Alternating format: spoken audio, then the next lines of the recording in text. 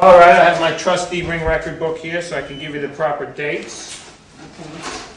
Now, Joe Louis was maybe the greatest heavyweight, certainly one of the greatest American heroes. But like every fighter, he got old.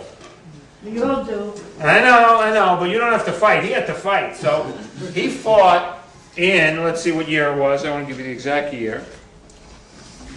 The last fight of his career, 1951, he fought in Madison Square Garden against an up-and-coming fighter who was undefeated named Rocky Marciano. So two of the greatest fighters of all time, one on the way up, one on the way out. Joe Louis and Rocky Marciano fought. Rocky Marciano's hero was Joe Louis, so it was very hard for him to fight Joe Louis. But he had to do what he had to do. Joe Louis was a big name, there was a lot of money to be made, etc. So we're going to take a look at that fight from, the exact date is October 26th, so it's almost the anniversary. Be what, 55 years ago. I had never been in a nursing home before, but my mom got sick February 2004. And actually, the morning that she died, I was en route to the hospital to take her here, to Cabrini Nursing Home, which is where she was going to come. And when she died, and I was all ready to come here with her, I said, well, maybe there's some message there, I don't know, so I'm going to do some volunteer work.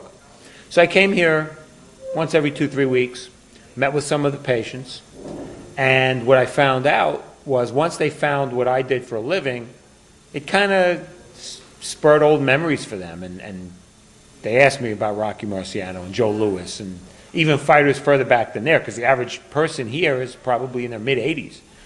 And it clicked, why not show them these fighters that they haven't seen? Because Floyd Mayweather and Mike Tyson and Arturo Gatti don't really mean anything to these people, but Joe Louis and the fighters they remember from their day, which in most cases is 50, 60 years ago, does mean a lot to them. Rocky Marciano and Joe Louis. Who won? You're going to watch and see. I'm not giving away anything. I came up with the idea, spoke to the volunteer people. Why not have a fight day here? And once a month ever since, I've been bringing tapes and showing them, I'd say 80% old fights. Once in a while I throw in a Gatti fight or something really exciting from today. And we have a steady crowd. The same people have been coming. They love it. We get a lot of women. And they get a little bite to eat. And with the help of George, who's so wonderful in bringing them here and organizing this, we have a great day. I really look forward to it, and I hope they do too. Oh man, I can't tell you how much I do enjoy. I enjoy every bit of it. Yeah.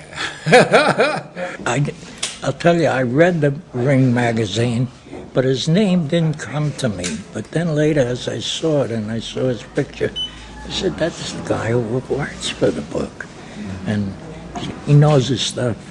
And he seems to bring good, like, fights that 3 minutes, I'll be right back. Take your time. mostly they're close, that you really want to watch it and you're interested. Meanwhile, at Greenwood Lake, on the border between New York State and northern New Jersey, Rocky Marciano was completing his training. Joe Louis, Baldy and Bulky, eagerly answered the bell. Snacks always a part of the... Always part of it. Snacks and drinks. George does a great job. Sometimes could be anything. Cookies, pizza. We've had a wide variety of Hors stuff. d'oeuvres. So everything. We surprise them. And so it's boxing and a little midday nosh. So that was Rocky Marciano knocking out Joe Louis. That was the last fight of Joe Louis's career. And Rocky Marciano, a couple of years later, went on to win the heavyweight championship. So this was a big moment for him. And Rocky Marciano idolized Joe Louis so much that he cried in his dressing room after he knocked him out. He felt terrible having to beat up his idol, but that's boxing. For most of the women, most of them did not like fights. I remember the first time they started, they were willing to come, and we even had a couple of them say, why are the guys fighting? They will look at the screen, but they grew to love it, actually. They know it's a sport. They know that it's something that their parents used to watch. They never got into it, but now they got to see what it is. They spent some time in it, and they actually grown to like it. So one day I'm sitting at home saying, which fights am I going to show? And I said, well, I got a lot of Carlos Ortiz tapes. He's a New York guy, one of the greatest fighters of all time. And it clicked. I said, wait a minute, Carlos is around. He lives in the Bronx. I called him up, said, Carlos, I want you to come to Cabrini Nursing Home. and just make a little appearance, and we're going to watch tapes of your fights with some of my boxing people. Well, he loved the idea, and it was a total ironic coincidence. Carlos's mom was a patient in Cabrini Nursing Home, and Carlos used to visit her here all the time, so he's been here. So he shows up with his lovely wife, and we watch an hour and a half of Carlos Ortiz's greatest hits with Carlos. He was wonderful. He took the time to shake hands with and talk a little bit with each person who was in the room. We had probably 20, 25 people. We had a little bigger crowd than usual because it was Carlos Ortiz coming, and he was just great. And we're hoping to do something like that again. I got plenty of prizes, and I want to give out some of them. So Steve is going to give the second question, and I'll give one. I'm going to give the first one. Oh, thank you, Steve. I got a list here from a magazine. It's Boxing History Magazine. Came out in April 1993. They listed the top 10 pound-for-pound heavy hitters, the strongest punchers in the boxing history. I do a little bit of research so I can tell them when the fight was, set it up a little bit. They instantly remember the fighters. I've had instances where some of the patients here have said, I was at that fight, which is kind of exciting. So they get to watch it, and then afterwards, George will ask them a couple of trivia questions. They win prizes.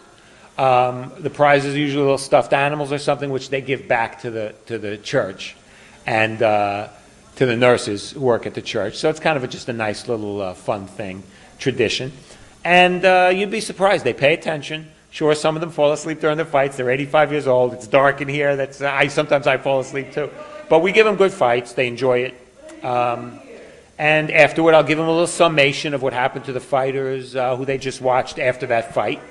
And otherwise, just keep giving them fights and mix in the occasional recent fight because there are a lot of great fights. And again, they may not know who Arturo Gatti is. They may not know who Floyd Mayweather or Julio Cesar Chavez is. But when they see them fight, they realize that, life continued after 1960, after 1970. And boxing's been great, and there are great fights throughout the years. And hopefully the fights from recent years become part of their memory, too.